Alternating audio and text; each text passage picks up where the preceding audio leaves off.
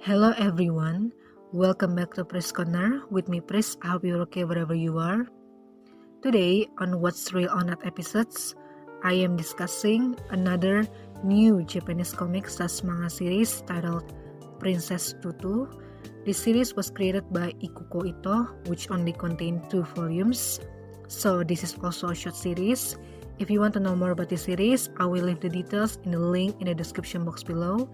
And if you want to support me further, I will leave the link in the description box below as well. For the manga version of the series, I already concluded that it was based by 93% fantasy, 2% gray area, and 5% real. And as per usual, I will start from the fantasy part, then move on to the gray area, and lastly on the real part. Before we start, I would like to tell you that this series has an anime version which contains 26 episodes that had different details in the main characters, also the story plot as well.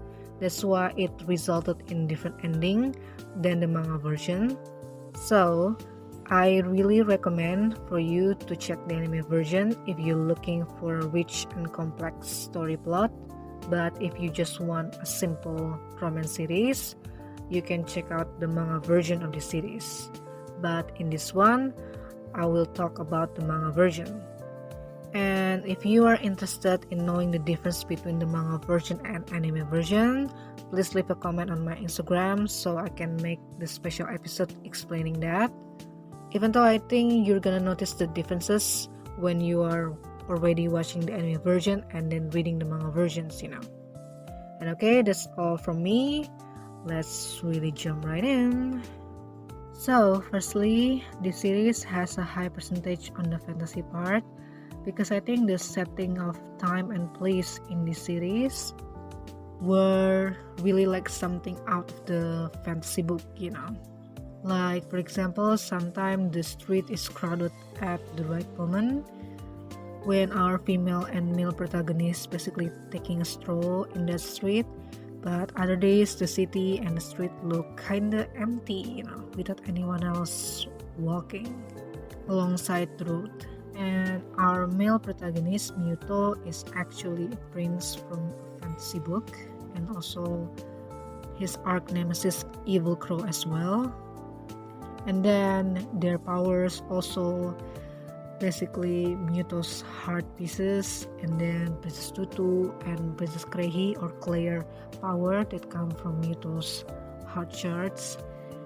So basically why I put the high percentage on this series, because mainly the element that corroborates on the storyline, which are very crucial, is based on the fantasy realm, because I've never seen that in reality.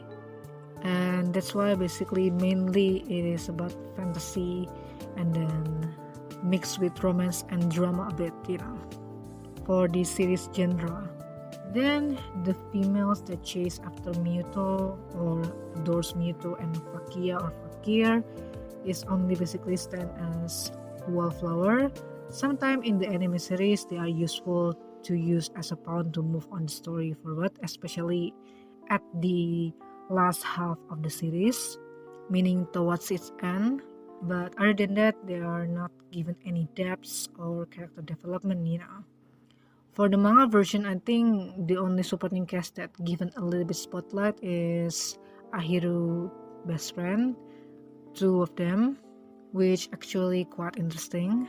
But other than that, it's pretty much dull, and those girls only appeared at the very first beginning and then vanished without a trace, or never reappearing again later in the series. So I think that's all for the fantasy part. Let's move on to the gray area, shall we? So for the gray area, I'm gonna talking about Ahiru and Ru first time meeting at the ballet classroom, where Ahiru supposed to clean that after class because she was punished since she was daydreaming when the class was going. I don't know if it's fate or just Ahiru lucks, but from then on they start to develop friendly terms, I would say, and eventually become friendship, which is nice, and we can see the progress in the manga version, because I think it's only ever mentioned subtly and one time only in the anime version of the series, which was very unfortunate. But I'm really satisfied with this manga version of the series because they mention that and show a little bit scene of Ahiru and Rose converse, and they are actually can become good friends, if not only just because they are Princess Tutu and Princess Kurehi or Claire. That makes them have to be an enemy towards one another.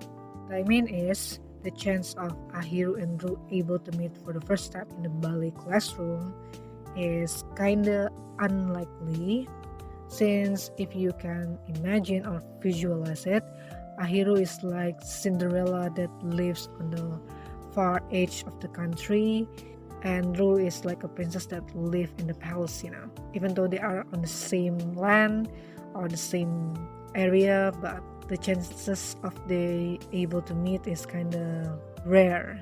That's why I put it in gray area, because well, it could possible to happen, but it could not be possible to happen because we have to leave it that up to fate, or maybe luck.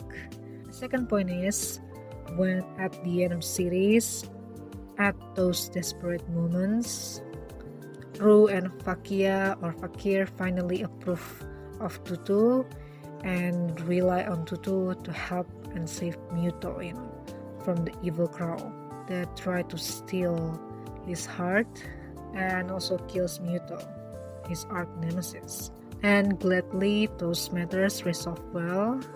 What I want to say is, they basically hold up those resolution until those desperate moment, and maybe involuntarily have to rely on Tutu, because they really cares about Muto, and they are at a helpless positions, I would say, and circumstances as well.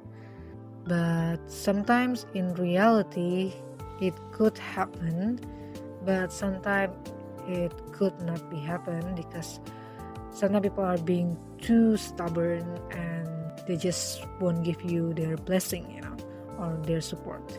That's why I put it in the gray area. But I glad personally that they supported Tutu at the very end. That was a really nice sight to see. Okay, I think that's all for the gray area. Lastly, we're gonna dive into the real part. For the real part, I think it's about the interaction and dynamics between our main cast characters. I mean Tutu, Claire, Fakir, and then Muto as well. I love it because in the manga version, they shown the interaction and dynamics of our main cast, which for me seem natural and comparable to real life, because I think they don't have enough spotlight in the anime version of the series, because I think the anime version of the series put a spotlight on the tragic event of the stories or the story plot rather than the characters dynamic. So I am personally satisfied, while reading the manga version, because I think we get a lot more attached to the character more than when we watch the anime version of the series. Lastly, I'm gonna talking about the cat teacher. It's not very prominent in the manga version, but it's really prominent in the anime version of the series.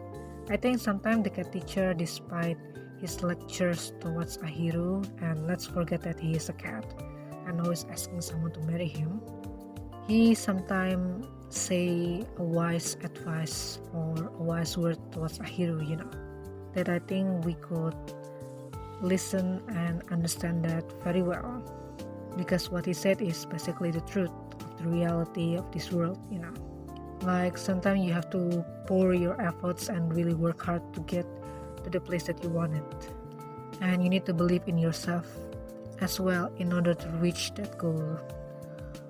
Unfortunately, this kind of scene only appears once out of the blue or pretty rare occasions, so you have to paying attention when watching the anime version of the series, but that's also a good scene as well. And I think that's all for the real part.